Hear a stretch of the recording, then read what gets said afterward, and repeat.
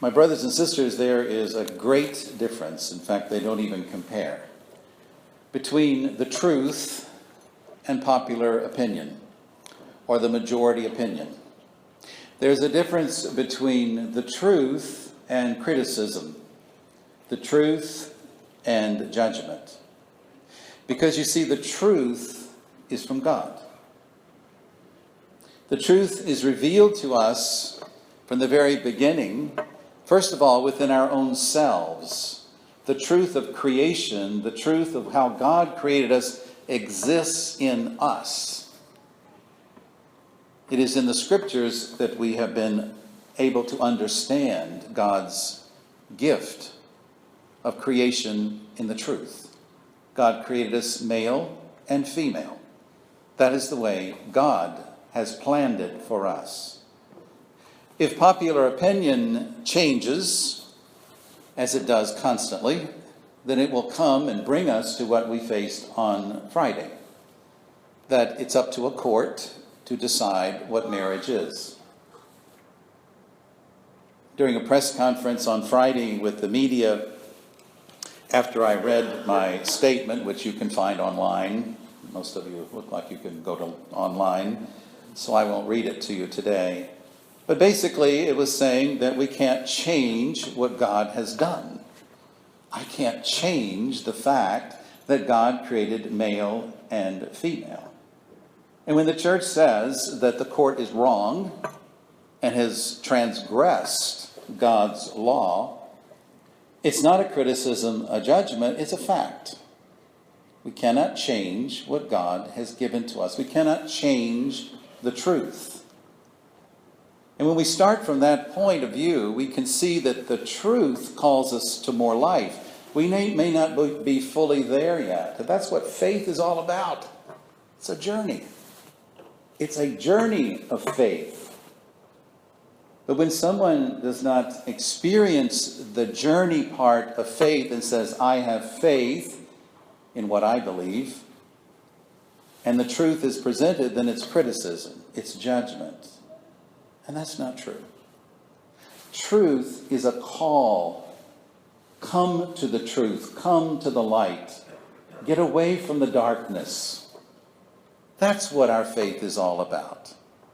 There's no judgment, criticism involved here.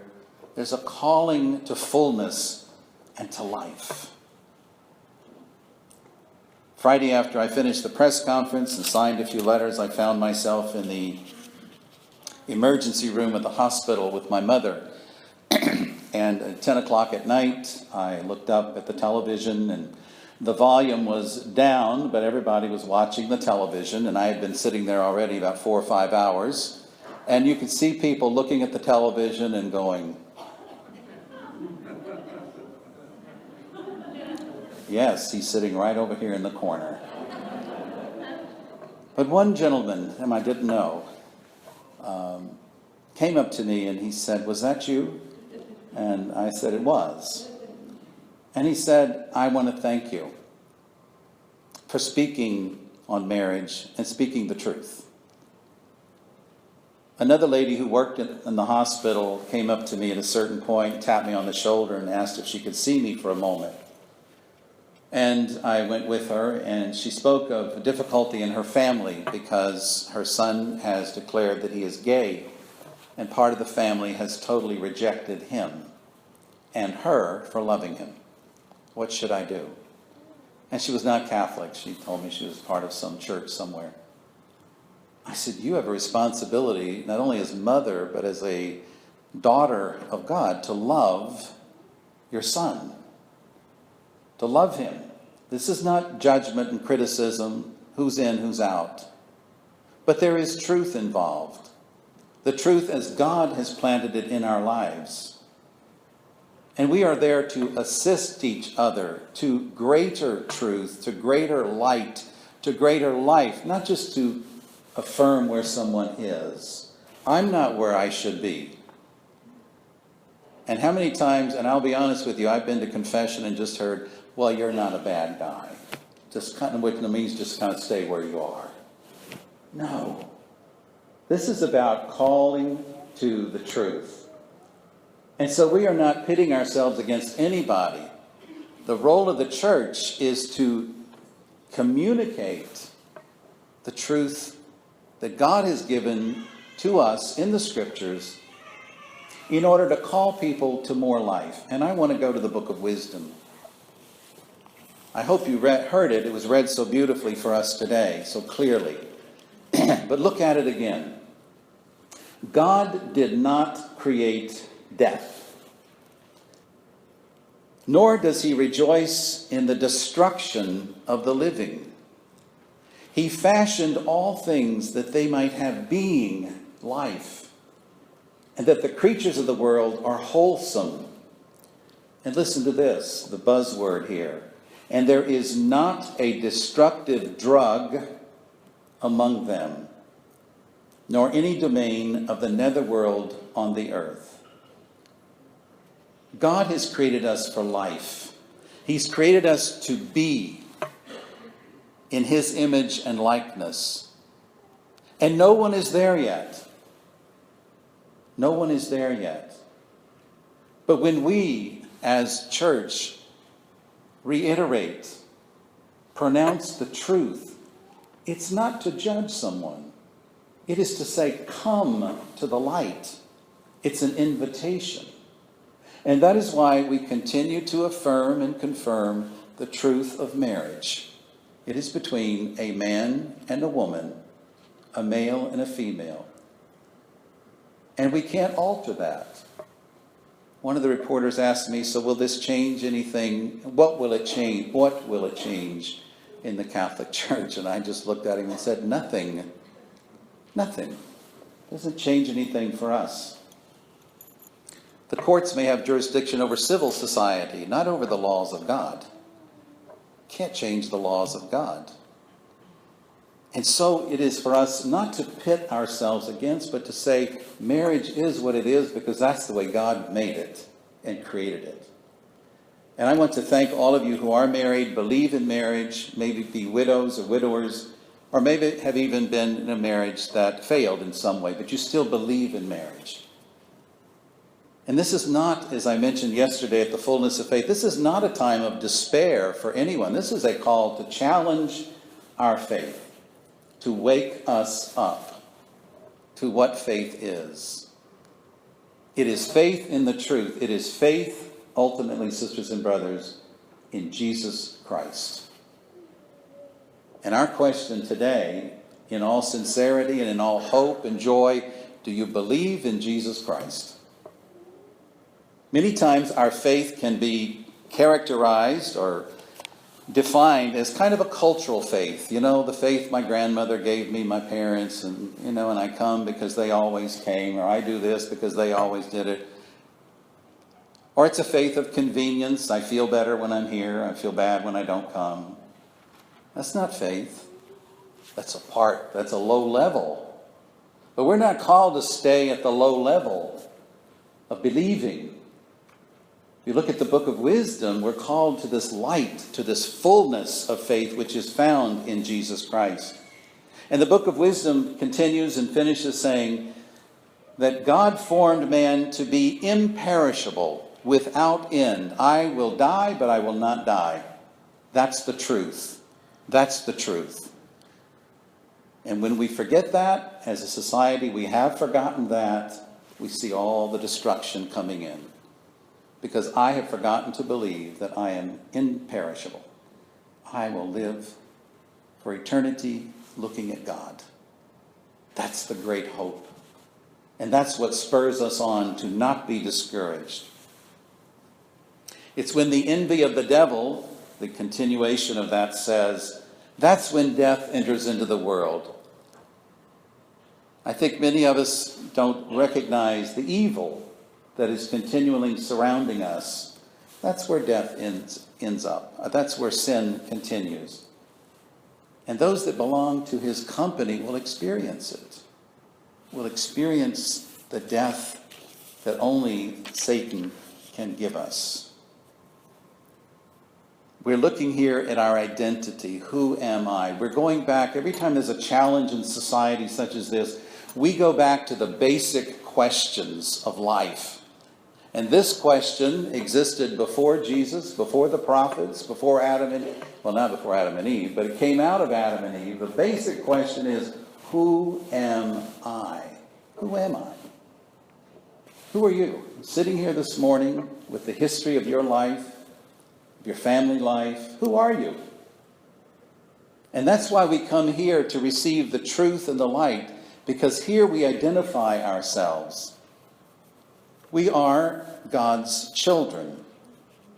And that is so beautifully expressed in the opening prayer called the Collect that sums that up for us this morning as we began Mass, saying, O God, who through the grace of adoption, that means we are adopted children through Jesus, have chosen us to be children of the light. Grant, here's the asking for a favor, grant that we may not be wrapped up in the darkness of error. Grant that we may not be wrapped up in public opinion. Grant that we may not be wrapped up in the popular vote. Grant that we may not fall prey to a decision by any courts. But that we may always be seen to stand in the light of your truth. That's who we are. Children of God, adopted children, called to the light and called to be in that light. How do we grow in this identity with the truth? There is a name, sisters and brothers, that I believe for myself and more we must reverence and have it resound in our hearts minute by minute. And that is the name of Jesus Christ. We find our true self, our identity in Jesus Christ alone. Because he has been sent by God to speak to us as the Gospels continue to be proclaimed and to say, this is who you are. This is who you are.